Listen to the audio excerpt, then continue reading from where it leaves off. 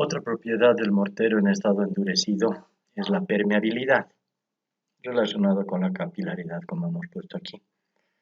La permeabilidad tiene importancia, sobre todo en los morteros de revestimiento, porque tiene la función de impedir el paso del agua a través del mortero, que luego puede afectar a los elementos de mampostería. Entonces, conviene que los morteros sean impermeables y de esta manera se puede tomar algunas medidas para aumentar esa impermeabilidad de protección al muro que estamos queriendo proteger. Se puede, por ejemplo, aumentar la dosis de cemento, se puede usar áridos con granulometrías continuas y contenido adecuado de finos, usar cal, usar aditivos, y emplear también técnicas constructivas adecuadas en cuanto al amasado, la colocación y el curado de los morteros. Aquí ustedes pueden ver una probeta, si bien esta probeta es de material cerámico, pero exactamente lo mismo se puede hacer con el mortero a estudiar. Se prepara un pedazo de mortero así, de forma circular o de forma cuadrada, como ven aquí en un molde, y luego a esa probeta se le acopla con ayuda de un poco de silicona, un tubo graduado en el que se procede a cargar agua, ¿no? Una carga de agua, generalmente de 10 centímetros, y se evalúa el paso de esa agua a través del mortero en un tiempo determinado.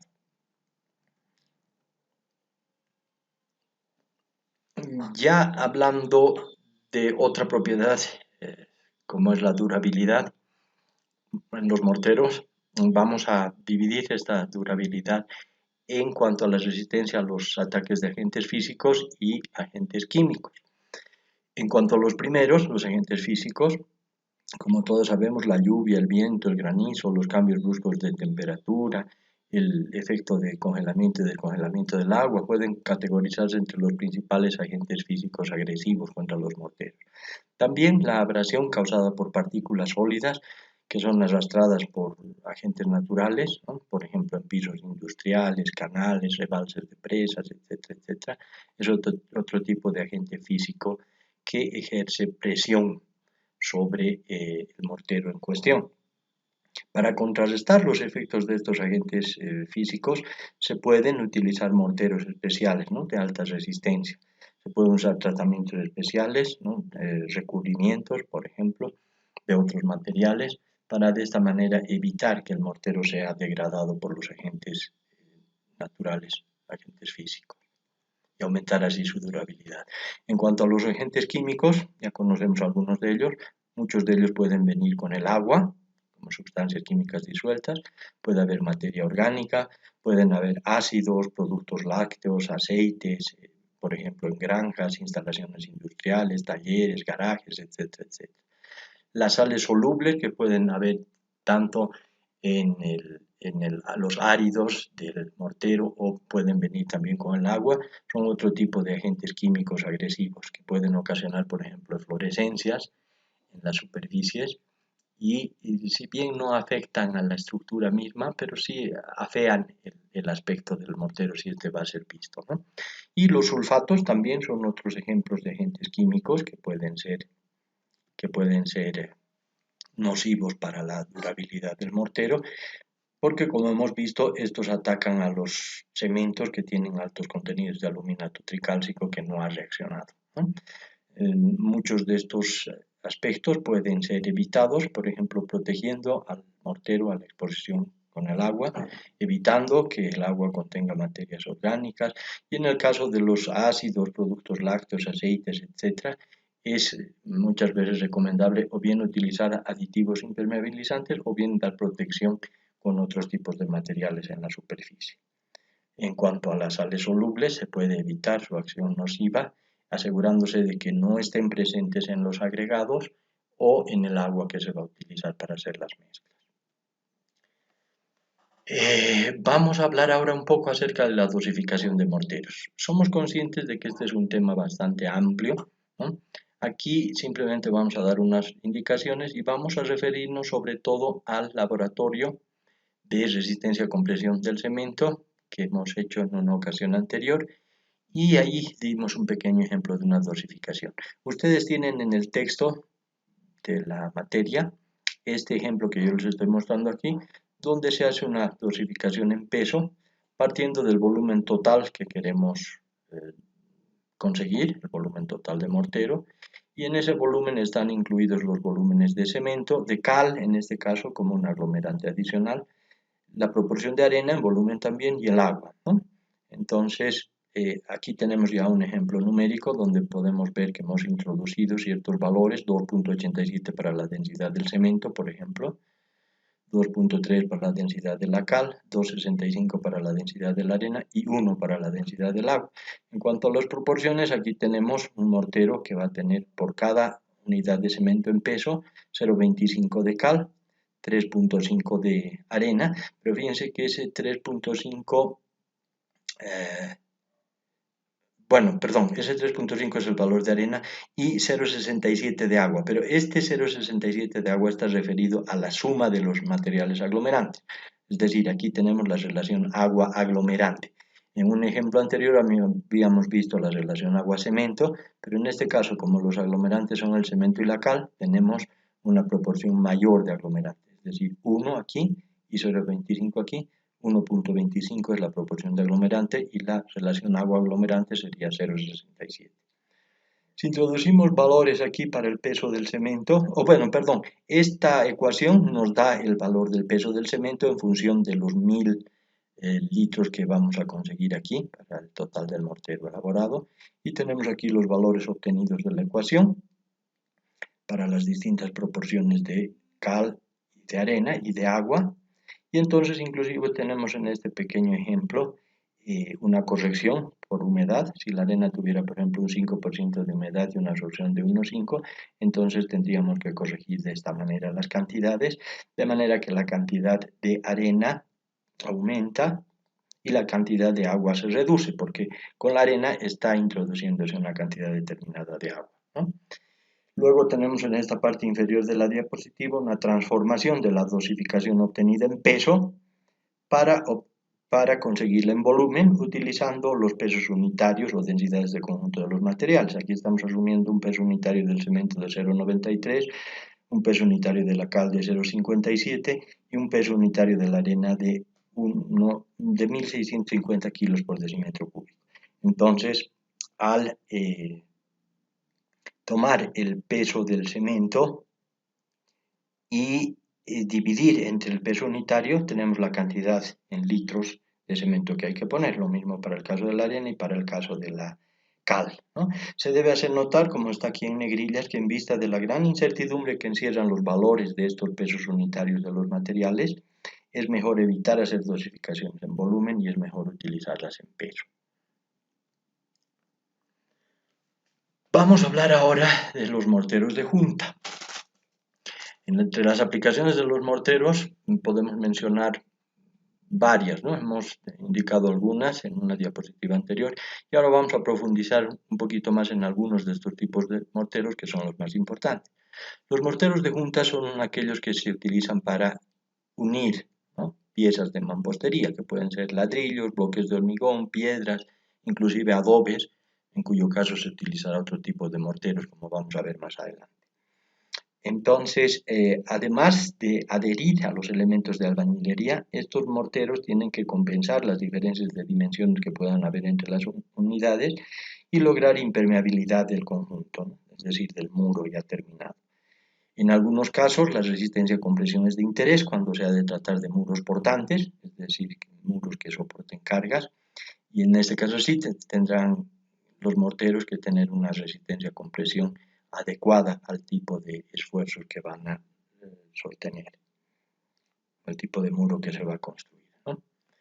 Y para los morteros de junta existe una norma especial, es la STM 144, que describe los requisitos para los agregados. Ya habíamos hablado un poco acerca de esta norma y algunas de sus especificaciones en el capítulo anterior referido a agregados. En estado fresco, el mortero debe cumplir condiciones de trabajabilidad, generalmente de 100 a 110 en la mesa de flujo o de 10 a 15 en el cono de Abrams, si es que se utiliza este dispositivo. Pero en la práctica una forma común de evaluar la trabajabilidad en la obra es utilizar un badilejo y cargarlo con mortero. Este badilejo debe mantener el mortero apegado a su superficie sin deslizarse, casi en posición vertical durante un instante. Entonces, en este caso se considera que así en obra se ha evaluado ya la trabajabilidad adecuada para que se pueda colocar bien el mortero. En algún caso se debe evaluar también la capacidad de succión de las piezas de mampostería, puesto que si estas son demasiado absorbentes, entonces pueden afectar la adherencia con el mortero. Vamos a hablar mucho más de este tema cuando estemos abordando los materiales cerámicos. Los morteros de junta están regulados en una norma STM, no existe norma nacional, la norma STM es la C270 y esta norma especifica o describe mejor con mucho detalle 4 tipos de morteros. Vamos a describirlos a continuación y vamos a mostrar las tablas principales que tienen las especificaciones para estos 4 tipos de morteros. 4 tipos de morteros. El mortero más resistente es el tipo M, que es una mezcla de alta resistencia y alta durabilidad, que su uso es para mampostería reforzada, es decir, para muros de carga, ¿no es cierto? Y que han de sufrir además acciones severas de congelamiento y descongelamiento, que eventualmente pueden tener cargas horizontales por vientos, temblores, etc. Entonces, es un mortero estructural de alta resistencia. El mortero tipo S alcanza una muy buena resistencia a la adherencia, prácticamente la más alta resistencia a adherencia que se puede alcanzar. Su uso es para estructuras sujetas a cargas compresivas normales que necesitan resistencia a la adherencia, ¿no? En este caso, se puede, como van a ver ustedes, aumentar la proporción de cal, ¿no?, para estos morteros. Ahorita vamos a ver en detalle las proporciones, las características de estos morteros en cuanto a su composición. Luego viene el tipo N, que es un mortero de uso bastante general, que suele ser el más utilizado en estructuras de mampostería sobre el nivel del suelo. Es bueno para paredes interiores, divisiones. Es un mortero, se puede decir, de mediana resistencia que presenta una muy buena combinación de resistencia, trabajabilidad y economía. Y luego se tiene por último el tipo O, que es un mortero de baja resistencia, contiene mucha cal.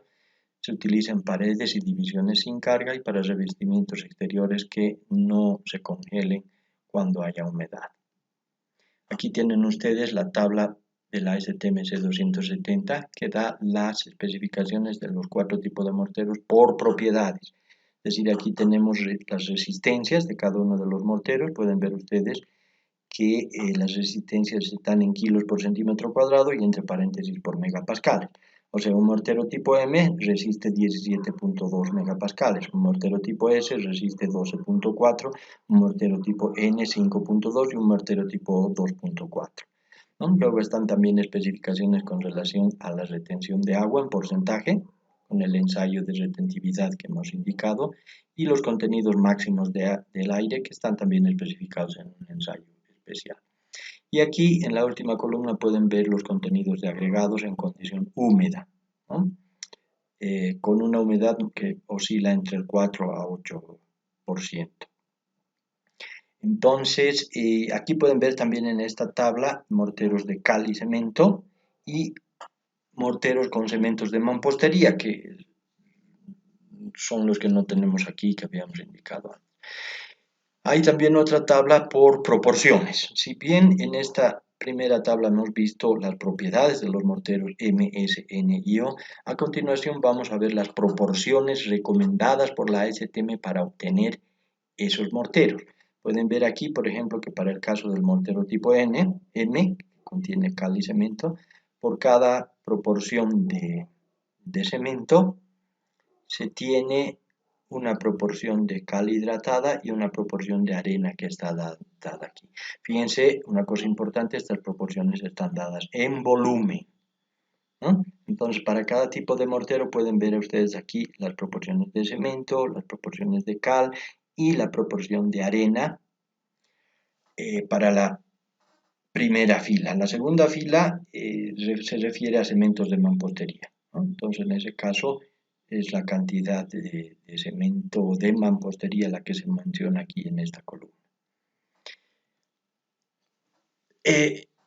Si bien estas especificaciones tienen mucho valor porque nos da una idea acerca de las proporciones de los diferentes tipos de morteros descritos en esta norma y las resistencias que se pueden esperar. En la práctica hay que manejar esto con mucho cuidado. Es bueno que ustedes sepan que en el Instituto de Ensayos de Materiales se han hecho investigaciones utilizando esta norma y estas indicaciones y se han obtenido resultados como los que vamos a ver a continuación. De hecho, los resultados que vamos a mostrar en la siguiente tabla son de un proyecto llamado Caracterización de morteros de junta con arenas Mallasa y Chacoma, de acuerdo a la especificación por proporciones de la STM 270. Entonces aquí vamos a mostrar una tabla que tiene valores de resistencia de morteros hechos con nuestros materiales, con un cemento local, concretamente el cemento Biacha, que siempre ha sido el más difundido en nuestro medio, y las arenas de Mallasa, que es una de las mejores que se puede encontrar en nuestro medio, y la arena de Chacoma, que es, digamos, una de las que brinda menor resistencia, una de las peores, digamos así, en forma vulgar. Entonces aquí pueden ver ustedes proporciones de material cementante, primero cemento, luego cal en la parte del medio y al último arena, ¿no? Estas tres proporciones que se indican son de cemento, cal y arena respectivamente. Y son dosificaciones en volumen, tal como especifica la norma ASTM. Y aquí hemos hecho, como pueden ver ustedes, un total de 16 amasadas, ¿no? Con diferentes proporciones de cal, de arena, para una de cemento en volumen. Y aquí tenemos la relación arena aglomerante y aquí las resistencias. Finalmente, en las últimas columnas de esta tabla podemos ver la clasificación por propiedades, o sea, lo que vendría a ser, si tomamos en cuenta las propiedades por cada mortero, y lo que vendría a ser por proporción. Es decir, las proporciones que se han puesto de acuerdo a la norma STM siguen esta última columna, pero los resultados de las resistencias, como pueden ver ustedes aquí, nos indican que esos morteros pertenecen a otra categorización si los clasificamos por propiedad. O sea, pónganse ustedes el caso de la fila número 4 aquí, de la amasada número 4, con una de cemento, 0,25 de cal y 3,75 de arena en volumen. Entonces, ese, de acuerdo a sus proporciones, debería ser un mortero tipo M, ¿no? Por las proporciones. Pero en el resultado, los resultados estos de resistencia nos hacen clasificarlo como un mortero tipo N. Entonces, ¿qué quiere decir esto? Esto quiere decir que si nosotros seguimos las indicaciones de la norma STM por proporciones, no obtenemos un mortero del mismo tipo, sino que obtenemos un mortero con menor resistencia. ¿Cuál es la razón de esto? Eso es importante tener en cuenta, porque quiere decir que nosotros no podemos aplicar de manera acrítica las recomendaciones de la norma STM porque nuestros materiales son diferentes. Pues aquí vamos a tratar de explicar un poco la razón de esto. Siguiendo con el ejemplo de la mezcla número 4 que habíamos mostrado aquí, vamos a ver que la resistencia esperada de este mortero tipo M era de 17,5, si no recuerdo mal, megapascales, ¿verdad? Pero en la práctica, fíjense que con la arena Mallasa hemos obtenido 7,62 y con la arena Chacoma 6,3. ¿Por qué se obtiene una resistencia tan baja? Bien, la explicación está aquí. Esto es importante que lo tengan en consideración cuando tengan ustedes que hacer dosificaciones de mortero. Vamos a hacer una evaluación de esos resultados en función de los pesos unitarios de los materiales, porque fíjense que esas dosificaciones estaban en volumen. Cuando esas dosificaciones en volumen las transformamos a peso, ¿no? Entonces tenemos que usar los pesos unitarios, como ustedes ya han visto. Entonces, las normas ASTM utilizan un cemento con un peso unitario de 1.505 kilos por metro cúbico. El peso unitario de la cal es de 640 y el peso de la arena es de 1.280, de acuerdo a la categorización que han hecho ellos y ese es el valor que han utilizado. En el caso de nuestros materiales, nuestros cementos que contienen mucha puzzolana, como ustedes saben, tienen un peso unitario mucho menor, 926. El peso unitario de la cal es también menor en comparación a las cales norteamericanas y las arenas tienen pesos unitarios mucho mayores, como pueden ver ustedes aquí. En lugar de 1.280 se tiene 1.665 para la arena Mallasa y 1.503 para la arena Chacoma. Entonces, ¿qué significa esto? Esto significa que si una dosificación por volumen, para poner aquí un ejemplo, de 1 de cemento, 0 de cal y 5 de arena en volumen. Si esa dosificación la vamos a pasar a peso, entonces tenemos que hacer la siguiente operación, ¿no? 1.505 kilos para el caso de los materiales norteamericanos. 1.505 kilos por decímetro cúbico, lo multiplicamos por un decímetro cúbico, ¿no? Esa sería la proporción en volumen.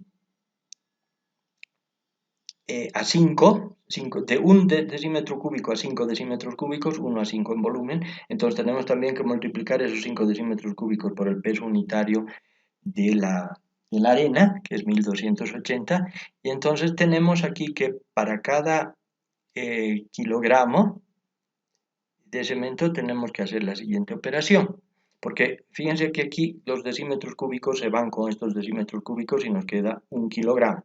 Entonces ese kilogramo va a relacionarse con estos 5 decímetros cúbicos, que también se van con los de aquí, por 1280 entre 1500, perdón, 1.505 kilogramos, ¿no?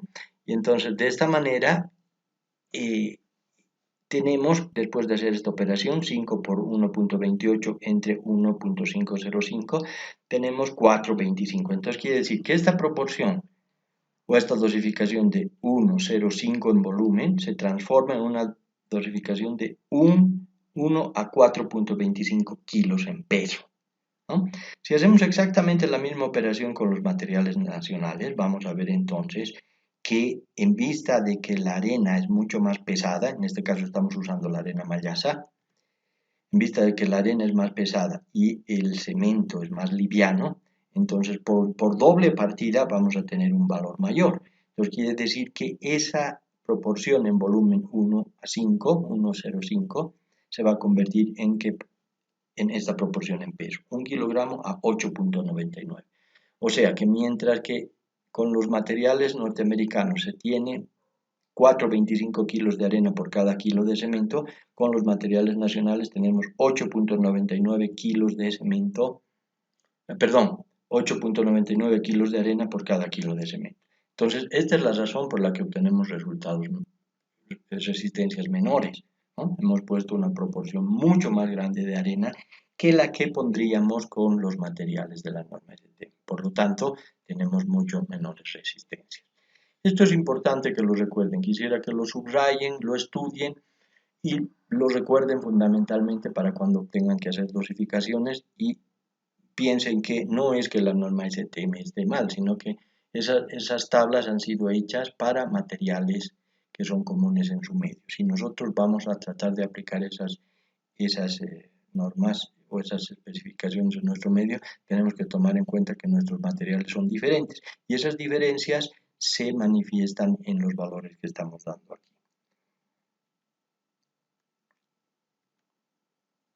Aquí a continuación vamos a mostrar un cuadro que muestra la resistencia esperada de un muro de mampostería en función de la resistencia del ladrillo y del mortero. Recuerden que estamos hablando todavía de morteros de junta y entonces esos morteros de junta con unos ladrillos determinados cuyas resistencias se muestran aquí, nos darían una resistencia esperada del muro que es la que se muestra aquí en este eje vertical, ¿no? Entonces, como pueden ver, se reduce mucho la resistencia del muro con relación a la resistencia del mortero que está aquí en el eje horizontal y con relación a la resistencia de los ladrillos. Esta tabla es tomada del libro Materiales de Construcción de Gerardo Mayor González y es por tanto con materiales europeos, ¿no? Aquí a continuación tenemos una tabla similar que ha sido obtenida con nuestros materiales, producto de una investigación que se realizó en el Instituto de Ensayo de Materiales, denominada Comportamiento Estructural a compresión y corte de mampostería simple de ladrillo del ingeniero Peter Zambrana Ávila. Entonces, como pueden ver ustedes, tenemos también tres líneas rectas aquí para tres tipos diferentes de ladrillo. En el primer caso es un ladrillo de 18 huecos en posición soga. En el segundo caso un ladrillo de 6 huecos en posición soga y en el tercer caso un ladrillo de 6 huecos en posición canto. Entonces, como pueden ver ustedes aquí, tenemos también la resistencia a compresión de 1, 2, 3, 4, 5 tipos de morteros y tenemos 3 tipos de ladrillos con diferentes resistencias, concretamente 36 megapascales, 6.5 y 6.3 respectivamente. Entonces pueden ver ustedes aquí la resistencia esperada del muro, que en este caso ha sido hecho en forma de un prisma de mortero con ladrillos, lo que viene a representar el muro. Y tienen ustedes aquí valores nuestros para 3 diferentes tipos de ladrillos y para 5 diferentes tipos de morteros. Ahora vamos a hablar un poco acerca de los morteros de revestimiento, con el segundo gran tipo de morteros, digamos así. Esto en inglés se denomina plaster, ¿ya? La denominación mortar en inglés se refiere a los morteros de junta. En el caso de los morteros de revestimiento, generalmente se los denomina con la palabra plaster en inglés y en las normas ASTM.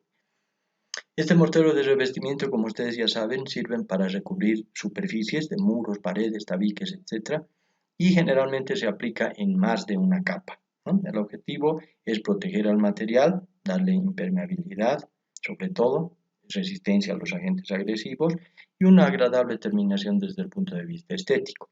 Se suele aplicar en más de una capa, ¿no? Una primera capa que puede tener a su vez una o dos subcapas, que se llama revoque, y que suele tener hasta 2 centímetros de espesor, dependiendo un poco del material que va a formar parte del muro, por supuesto, y una segunda capa que se llama de enlucido, que generalmente es mucho más delgada, que tiene generalmente 1 centímetro de espesor.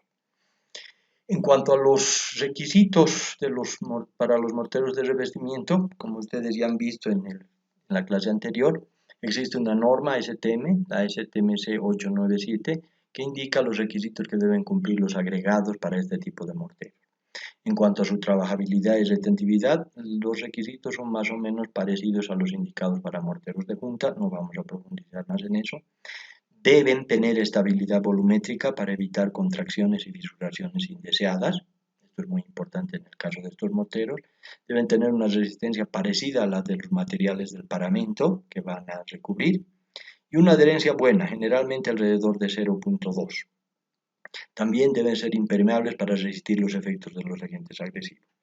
Para obtener estas propiedades, que deben ser evaluadas en cada caso, si es que se quiere tener un buen material de revestimiento, es recomendable utilizar cal, ¿no? La cal nos aumenta la trabajabilidad, nos aumenta la estabilidad volumétrica, pero nos aumenta la adherencia también, pero puede incidir negativamente en la resistencia mecánica, ¿no?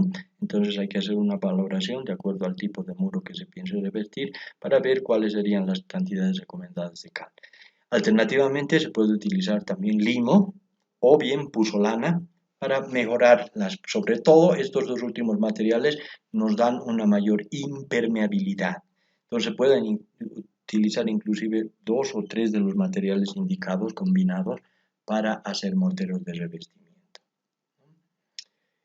Y aquí tenemos una tabla que muestra recomendaciones del manual del mortero, del Instituto Chileno del Mortero y el Hormigón, donde pueden ver ustedes que para morteros de revestimiento se recomiendan distintas proporciones de cemento cal, como pueden ver aquí, para las capas de revoque y de enlucido. En caso de paramentos absorbentes, como es el caso del hormigón denso y el ladrillo liso, poco absorbentes, como es el caso de un hormigón muy denso y un ladrillo liso, y materiales más absorbentes, como es el caso de un hormigón normal y un ladrillo con mayor absorción. Entonces pueden ver que sí, en ambos casos se recomienda cal, en este caso se recomienda una proporción mayor de cal porque se requiere menor resistencia.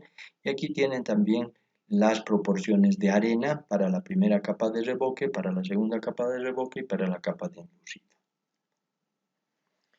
En el Instituto de Ensayo de Materiales, en el área de materiales, que está a nuestro cargo también, se han realizado también investigaciones sobre morteros de revestimiento para paramentos de ladrillo cerámico de 6 huecos. La primera de ellas fue hecha por el ahora ingeniero Alejandro Quenta y se investigaron morteros con adición de limo, pusolana y filler calizo, y la segunda por parte del ingeniero Alex Calle sobre morteros de revestimiento con adición de cal hidratada. Las recomendaciones derivadas de estas investigaciones están contenidas en el texto que ustedes tienen y para mayor detalle y mayor información pueden ver los textos de estos proyectos de grado en las oficinas del instituto. Un tercer grupo importante de morteros es el de morteros de pega, ¿no? Los morteros de pega son los que se utilizan para adherir baldosas, para adherir azulejos, materiales de revestimiento en general, tanto en paredes como en pisos.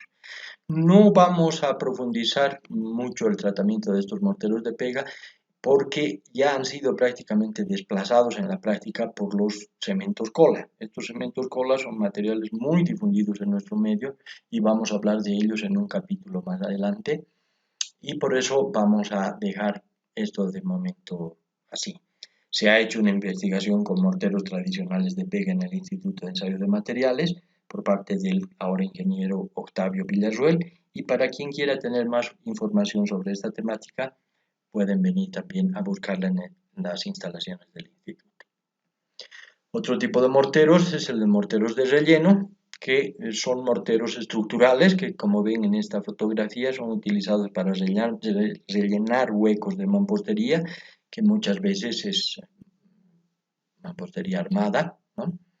Y entonces generalmente este tipo de morteros tienen unos requisitos muy bien definidos, ¿no? Requisitos de resistencia y requisitos de fluidez, sobre todo. Como pueden ver ustedes aquí en la fotografía, se trata de un mortero bastante fluido que está siendo introducido en el hueco, y para eso tiene que tener un grado de fluidez bastante grande, ¿no?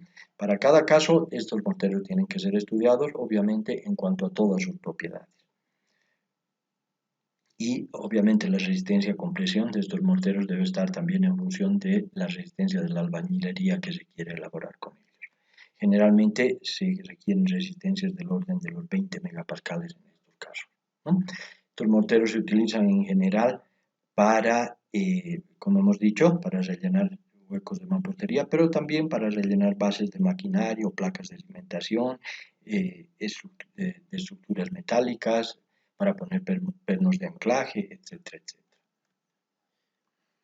Luego tenemos los morteros proyectados o gunitados, esto es lo que habíamos llamado grouting al principio de nuestra exposición, que se coloca mediante el disparo a presión, un chorro continuo de material que ha sido previamente mezclado en un dispositivo especial y que se disparan, digamos, sobre la superficie que se va a recubrir. Estos tienen una diversidad de aplicaciones, se utilizan en taludes, se utilizan en paredes de túneles, se pueden también utilizar, como este caso, en muros, ¿no? Muros de contención. Pueden ser utilizados para reparaciones de cangrejeras, bóvedas, canales, cáscaras, etc. No vamos a profundizar más el tratamiento de estos morteros porque ya son considerados morteros especiales. Finalmente vamos a terminar este capítulo hablando del tema del reacondicionamiento. No sé cuánto habrán escuchado hablar ustedes del reacondicionamiento de morteros, pero es una práctica bastante difundida entre los albañiles, preparar una cantidad importante de mortero, que generalmente se lo hace en una carretilla, y luego ir utilizando paulatinamente este mortero, realizando reacondicionamientos periódicos después de cierto tiempo, y después del primer mezclado, antes de que la mezcla fragüe. Esto se hace agregando agua y volviendo a mezclar vigorosamente la mezcla que ya ha sido preparada. Entonces se puede ir usando poco a poco el mortero y añadiéndole agua antes de que haya fraguado para volver a darle trabajabilidad y poder utilizarlo sin problema. Entonces esto obviamente va a influir en la resistencia mecánica, ¿no es cierto? Mientras más veces reacondicionemos, más riesgo tenemos de perder resistencia. En el Instituto de Ensayo de Materiales se ha realizado una investigación con relación a la resistencia a compresión y la adherencia de dos tipos de morteros reacondicionados, uno solo con cemento y arena y otro con cemento, cal y arena. Esta investigación mostró que se puede reacondicionar cada 20 minutos hasta 2 horas, ambos tipos de mortero, sin perder resistencia a compresión ni adherencia. Entonces, con nuestros materiales locales en base a esa investigación es lo que podemos decir de momento en cuanto a este tema del reacondicionamiento. De todas maneras, está por demás tal vez decir que esto se puede seguir investigando y tenemos de hecho una línea de investigación en el área de materiales para continuar con las investigaciones.